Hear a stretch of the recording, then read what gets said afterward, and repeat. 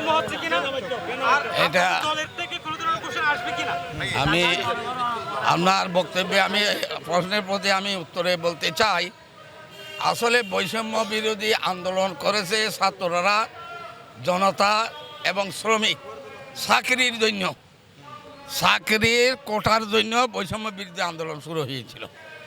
সেই আন্দোলনে এক পর্যায়ে এক দফার আন্দোলনে রূপান্তরিত হয়।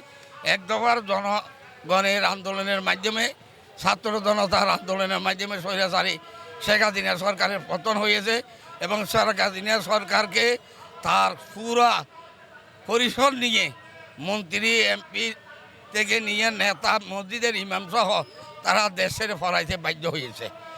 এই স্বৈরাচারী কায়দায় আজকে ইসলামী ব্যাংকে যে একটি গোষ্ঠী দখল করে নিয়েছে, সেটা কোন গোষ্ঠী এটা আপনারা নিজেই অবগত আছেন। এই গোষ্ঠীর স্বাধীনতা সংগ্রামে কী অবদান ছিল সেটাও আপনারা জানেন।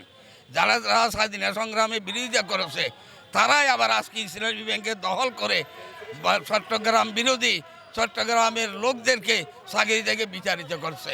আমরা এর তীব্র নিন্দা জানাই, প্রতিবাদ জানাচ্ছি।